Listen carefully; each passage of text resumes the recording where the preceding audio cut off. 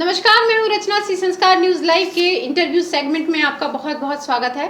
और आज मैं आपको मिलवाने जा रही हूँ देश भर में अपने शहर का नाम रोशन करने वाली और सारेगामापा 2019 की विनर रही सिंगर इशिता विश्वकर्मा जी से। बहुत बहुत स्वागत है आपका इशिता जी हमारे स्टूडियो में। Thank you so much. तो आपकी कामयाबी की बात करें इसके पहले आप हमें अपने बारे में कुछ बताइए।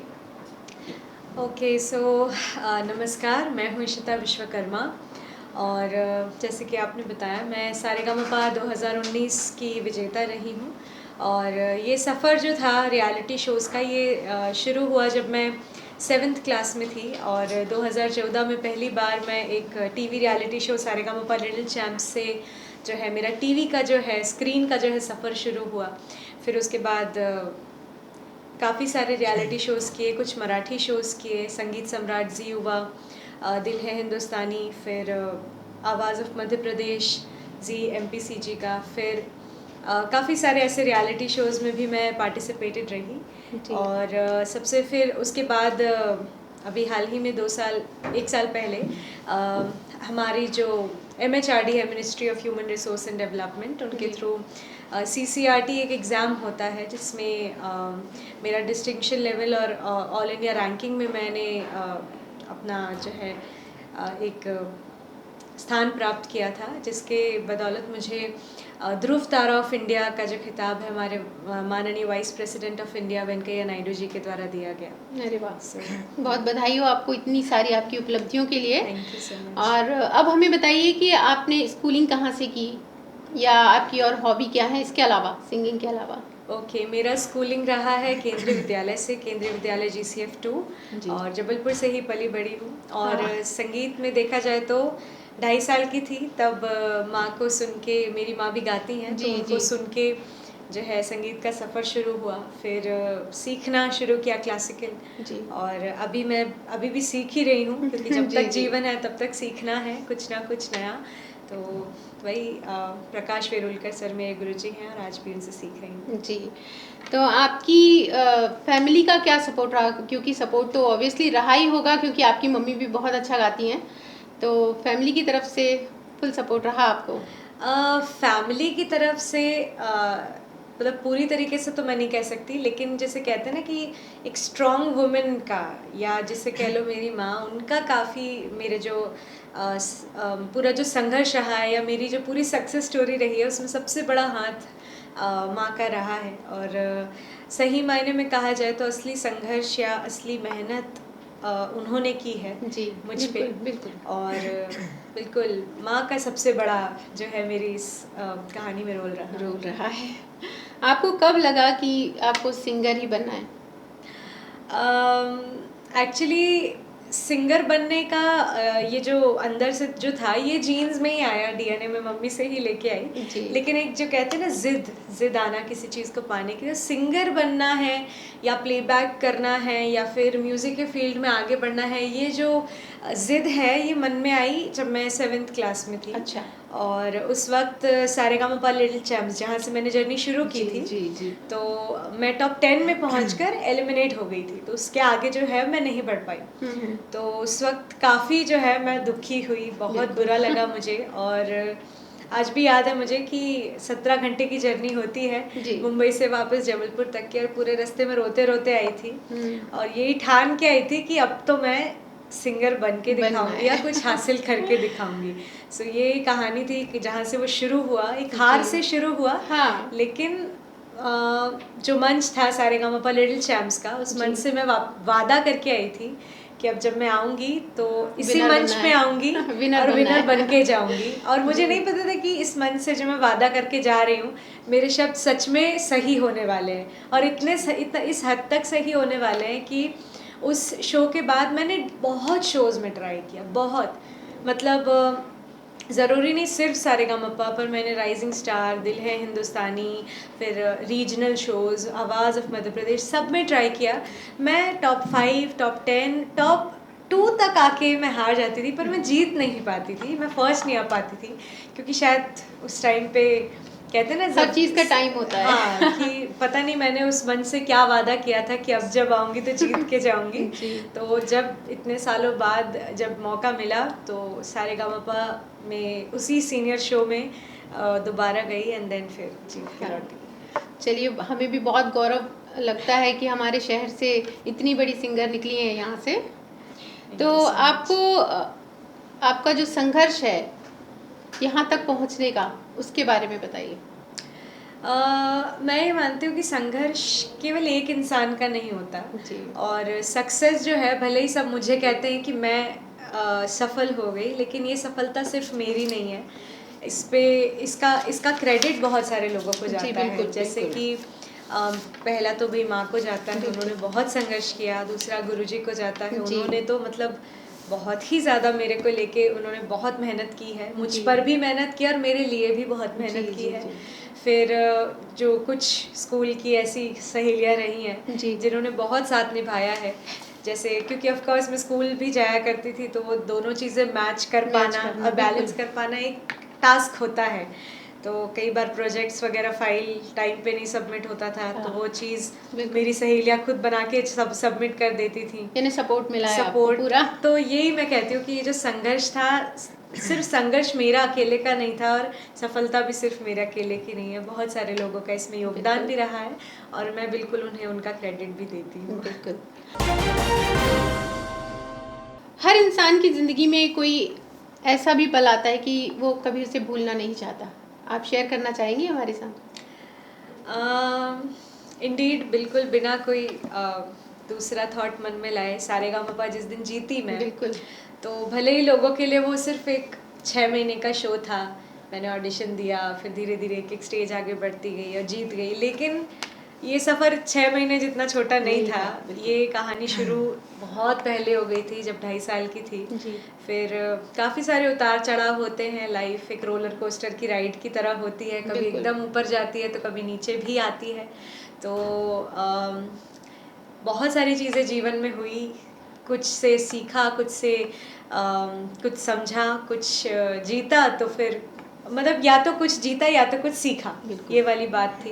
पर हाँ, मेरे जीवन का सबसे बड़ा जो मैं मानती हूँ कि अचीवमेंट है, या जो मेरे लिए मतलब हर एक सिंगर का सपना होता है कभी उस ट्रॉफी को हाथ में पकड़ने का, तो वो मेरा सौभाग्य है। मैं ईश्वर को और लोगों को स्पेशली धन्यवाद देती हूँ कि मुझे इस लायक समझा या मुझे इतना काबिल समझा और मेरी मेहनत या मेरे संघर्ष या मेरे टैलेंट का आपने इतना सम्मान और सराहा, तो इसके लिए मैं बहुत बहुत धन्यवाद, आभारी हूँ सबकी। बिल्कुल।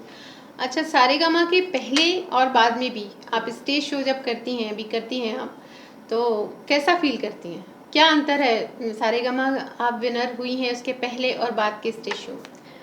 ओके, काफ़ी अच्छा सवाल है। उसके पहले तक मैं ये कहूँगी कि मैं उतनी एक्सपीरियंस नहीं थी, तो जब भी हम कोई भी ऐसे शो करते हैं, कोई भी रियलिटी शो, तो उसमें आपकी जो दिनचर्या है, आपका जो टाइम टेबल है, वो एकदम A to Z बदल के रख दिया जाता है। और एक नॉर्मल इंसान जैसे कितना 9 से 5 काम करता है या 8 से 4 काम करता है, हमारे केस में उल्टा होता था। हम 18 घंटे काम करते थे और भी मतलब 24 घंटे के दिन में 20 घंटे काम करके 4 घंटे सोते थे, उतना भी कभी कभी नसीब नहीं होता था जी। तो ये था कि सारेगामापा क्या, ये जो 6 महीने का जो ये पूरा सफ़र होता है, ये जो जर्नी होती है, ये बहुत कुछ सिखाती है, बहुत कुछ।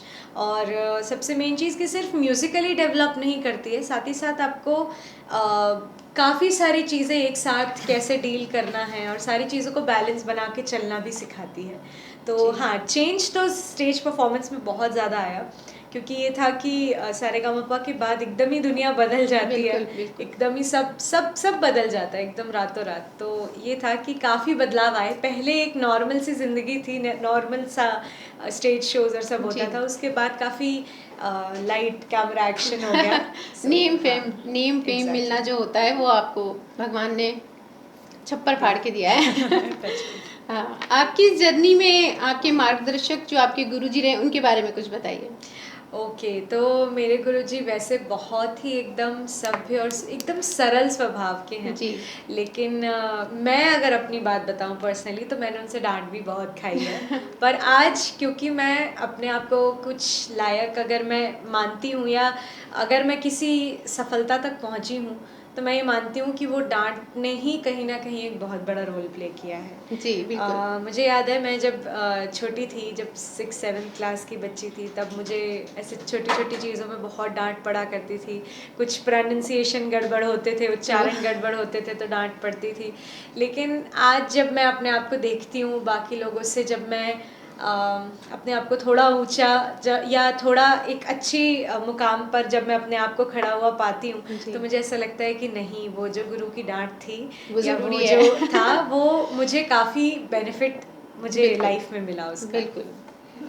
तो अपनी फैमिली के बारे में कुछ बताइए, आपकी मदर, फादर?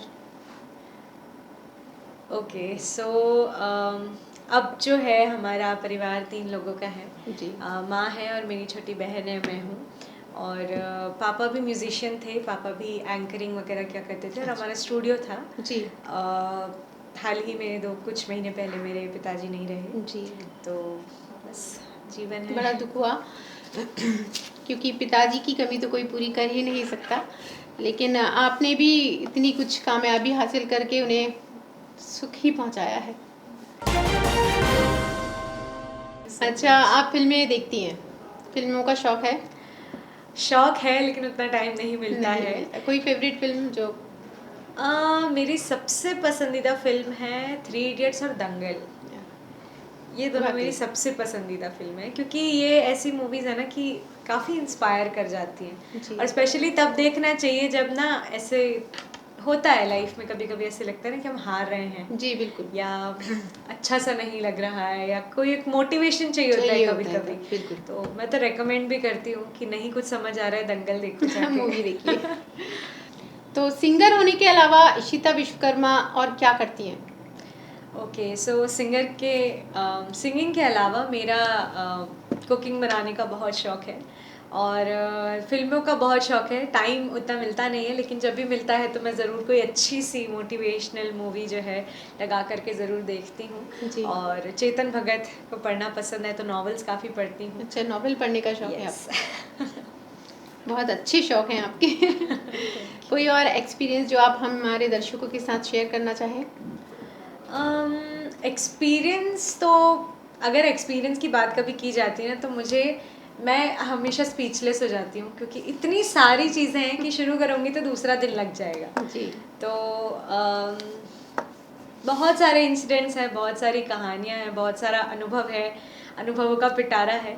लेकिन एक चीज़ जो, मतलब अगर विस्तार में ना जाया जाए, सार में आया जाए, तो कहानी का सार इतना निकलता है कि नेवर गिव अप। बस ट्राई करना नहीं छोड़ना चाहिए, क्योंकि अगर मैं अपने एक्सपीरियंस से बताऊं तो लाइफ में कई बार ऐसे मोमेंट आते हैं जब आपको ऐसा लगने लगता है कि अब आप जो है नहीं कुछ कर पाओगे, अब जो है जीत बहुत दूर है, दिल्ली काफ़ी दूर है, आप नहीं पहुंच पाओगे। लेकिन यू नेवर नो, आपको नहीं पता है कि आपके लिए ईश्वर ने क्या बड़ा सोच रखा है। जी, बिल्कुल। जाहिर सी बात है, जब मैं कॉम्पिटिशन्स में हार जाया करती थी, मुझे बहुत दुख होता था, बहुत दुख लगता था, मैं रोती थी बहुत। मुझे जो है, ऑफ कोर्स मैं हमेशा से कॉम्पिटिटिव नेचर वाली रही हूँ कि मुझे जीतना है, या मैं एक स्पोर्ट्समैनशिप रही है, तो मुझे बड़ा बुरा लगता था, बड़ा दुख लगता था जब मैं नहीं जीत पाती थी, जब मैं हार जाती थी, या जब मैं सेकंड पोजीशन पे आती थी लेकिन मैं फर्स्ट नहीं ला पाती थी, फॉर एनी रीज़न, कुछ भी कारण को लेके। तो मेरे मन में हमेशा से बड़ा ये दुख आता था कि मैं क्यों नहीं जीत पा रही हूँ। लेकिन जब मैं थोड़ा फ्लैशबैक कहानी में जाती हूँ और फिर सोचती हूँ कि ज़रा सोचो कि अगर मैंने हार मान के सारेगामापा का ऑडिशन ही ना दिया होता तो, या अगर मैं वो कॉल का आंसर ही नहीं देती तो, या मैं अगर अटेम्प्ट ही नहीं करती, तो क्या आज मेरे पास ट्रॉफी होती हाथ में। बिल्कुल। तो बस अनुभव ढेर सारे हैं, पर कहानी का सार बस इतना है that never give up, never try, never stop trying. हमेशा कुछ ना कुछ प्रयास करते रहिए। और ये है, गीता में लिखा है, किया हुआ कभी व्यर्थ नहीं जाता। तो ये बिल्कुल फैक्ट है कि मेरे लाइफ में अगर मैंने इतने फेलर्स अगर फेस किए हैं तो मैं उन्हें फेलर का नाम कभी नहीं देती, क्योंकि जब मैं सारेगामापा का ऑडिशन देने गई तब मुझे जीतने का अनुभव नहीं था मेरे पास, लेकिन मेरे पास इतने अनुभव हो चुके थे कि भले ही मुझे ये नहीं पता था कि जीतने के लिए क्या किया जाता है, पर मुझे ये ज़रूर पता था कि क्या करने से हार जाते हैं। बिल्कुल, तो ये एक काफ़ी ये बड़ा बहुत प्लस बड़ी पॉइंट सीख था। है हमारे सभी के लिए। और आपकी एक सिस्टर भी है आपने बताया, तो वो भी सिंगिंग करती है? वो बिल्कुल मेरी ऑपोजिट है, उसको अच्छा। ड्राइंग, पेंटिंग, पढ़ाई ये सब का ही शौक है, अच्छा, तो उसको उसमें बढ़ाते हैं। तो बहुत बहुत धन्यवाद इशिता जी आपका हमारे शो में आने के लिए, इतनी व्यस्तताओं के बाद भी। तो बहुत बहुत धन्यवाद आपका। तो ये थी इशिता विश्वकर्मा जी, जिन्होंने इतनी व्यस्तता के बाद भी हमारे लिए समय निकाला, हमें इंटरव्यू दिया। फिलहाल इतना ही, खबरों का सिलसिला जारी है। देखते रहिए सी संस्कार न्यूज़ लाइव।